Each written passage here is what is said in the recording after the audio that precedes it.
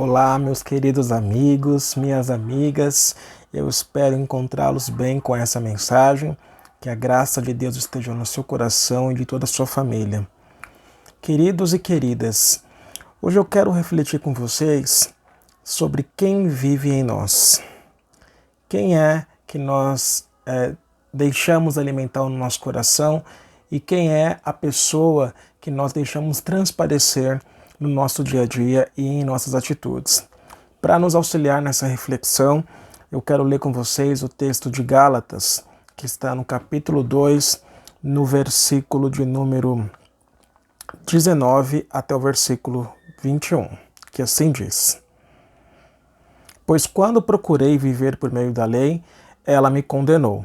Portanto, morri para a lei, a fim de viver para Deus. Fui crucificado com Cristo. Assim, já não sou eu quem vive, mas Cristo vive em mim. Portanto, vivo neste corpo terreno, pela fé no Filho de Deus, que me amou e se entregou por mim. Não considero a graça de Deus algo sem sentido, pois se a obediência à lei nos tornasse justos diante de Deus, não haveria necessidade alguma de Cristo morrer. Esse texto é bastante conhecido, é um texto muito interessante porque o apóstolo Paulo, ele escreveu essa carta à igreja na Galácia porque estava havendo um debate ali sobre a necessidade da prática da circuncisão, que era uma regra da lei. Que lei? A lei de Moisés, aquela que está prescrita no Antigo Testamento da Sagrada Escritura. E aí as pessoas da comunidade da Galácia já haviam sido evangelizadas, já sabiam muito bem que apenas a fé era a condição para caminhar com Cristo. A fé era a condição da salvação.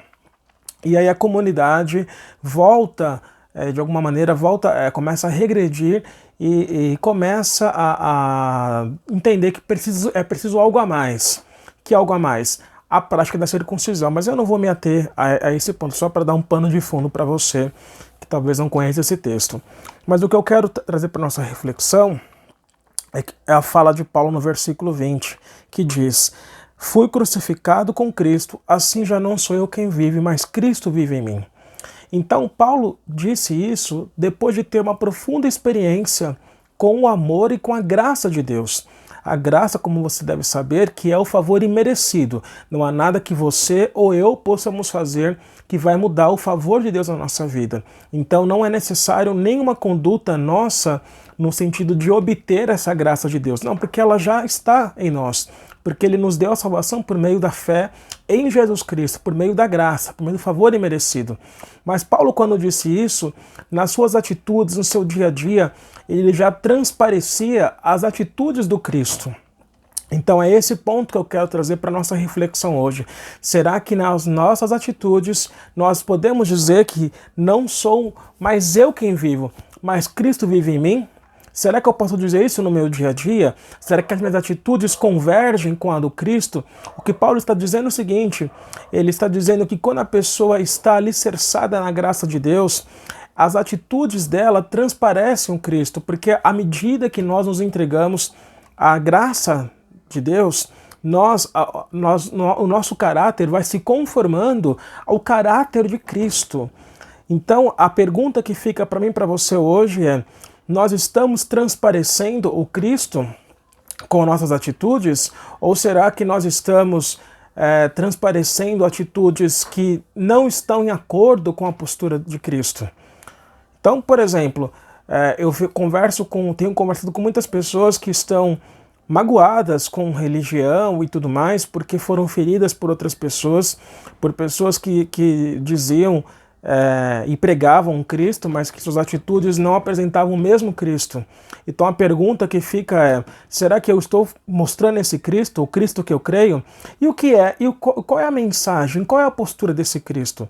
A mensagem e a postura desse Cristo, meus queridos e minhas queridas, não é outra senão o amor.